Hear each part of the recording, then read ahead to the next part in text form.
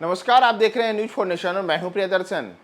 प्रधानमंत्री नरेंद्र मोदी हमेशा इतिहास बनाने वाले नेता के तौर पर जाने जाते हैं। चाहे उनका चुनाव में अपनी पार्टी को प्रदर्शन को लेकर के हो, या फिर अपनी छवि को लेकर के हो, या राष्ट्रीय अंतर्राष्ट्रीय मंचों पर अपनी बातों को रखने के मुद्दों पर हम जाएं, तमाम जगहों पर प्रधानमंत्री नरेंद्र मोदी कई इतिहास कायम कर चुके हैं और एक बार फिर से वे 22 जून को कुछ ऐसा ही करने वाले हैं। लेकिन बड़ा सवाल यह है कि इन सब के बीच विपक्ष क्या करेगा। यह 22 जून को क्या होने वाला है और उसमें प्रधानमंत्री कैसे इतिहास कायम करेंगे, इसके लिए आपको भारत से 7 समुंदर पार जाने की आवश्यकता है। दरअसल हम बात कर रहे हैं प्रधानमंत्री नरेंद्र मोदी के अमेरिकी यात्रा की। प्रधानमंत्री नरेंद्र मोदी अमेरिका यात्रा के दौरान 22 जून को अमेरिकी संसद के एक संयुक्त सत्र को संबोधित करने वाले हैं। दरअसल यह दूसरा मौका होगा जब नरेंद्र मोदी अमेरिकी संसद के संयुक्त सत्र को संबोधित करेंगे। दूसरी बार ऐसा करने वाले वह पहले प्रधानमंत्री होने जा रहे हैं।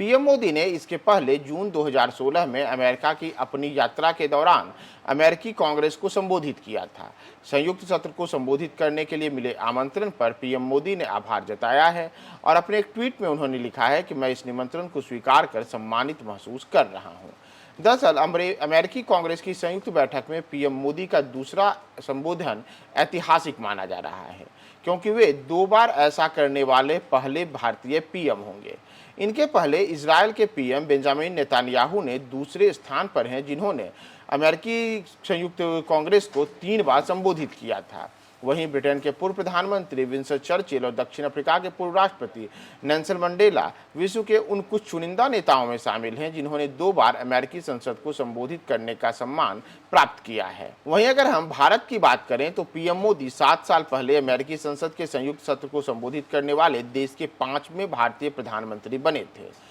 उनसे पहले तत्कालीन प्रधानमंत्री डॉक्टर मनमोहन सिंह ने 19 जुलाई 2005 को और उसके पहले अटल बिहारी वाजपेयी ने 14 सितंबर 2000 को अमेरिकी संसद को संबोधित किया था। लेकिन इतना ही नहीं, उनके पहले पीवी नरसिम्हा राव ने भी 18 मई 1994 को अमेरिकी संसद के संयुक्त सत्र को संबोधित किया था और भारत के पहले प्रधानमंत्री के रूप में अमेरिकी संसद के संयुक्त सत्र को संबोधित करने का जो गौरव प्राप्त है वह राजीव गांधी को प्राप्त है, जिन्होंने पहली बार भारत के प्रधानमंत्री के रूप में 13 जुलाई 1985 को अमेरिकी संसद के संयुक्त सत्र को संबोधित किया था। लेकिन इन सब के बीच 1985 से लेकर के अब 2023 तक की एक लंबी यात्रा में भारत की छवि बदली है और अब प्रधानमंत्री नरेंद्र मोदी एक बार फिर से अमेरिकी संसद को संबोधित करेंगे और वे ऐसा करने वाले इकलौते भारतीय प्रधानमंत्री होंगे जो लगातार दूसरी बार यह सब कर रहे हैं। ऐसे में प्रधानमंत्री नरेंद्र मोदी का यह अमेरिकी दौरा भारत के लिहाज से बेहद अहम माना जा रहा है,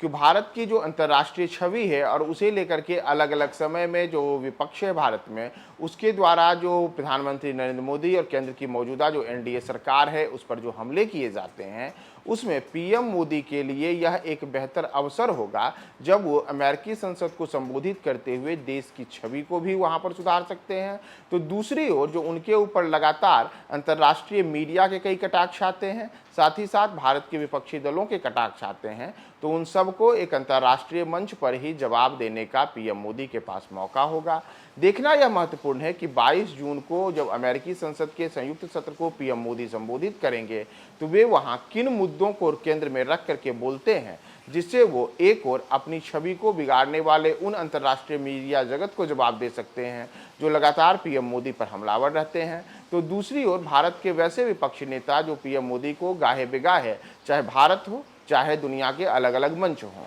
उन तमाम जगहों पर उन पर निशाना साधते हैं। तो उन सब के लिए पीएम मोदी का एक अंतर्राष्ट्रीय मंच से और दुनिया के सबसे बड़े मंचों में एक माने जाने वाले अमेरिकी संसद के संयुक्त सत्र को संबोधित के दौरान कौन सा वक्तव्य महत्वपूर्ण रहता है।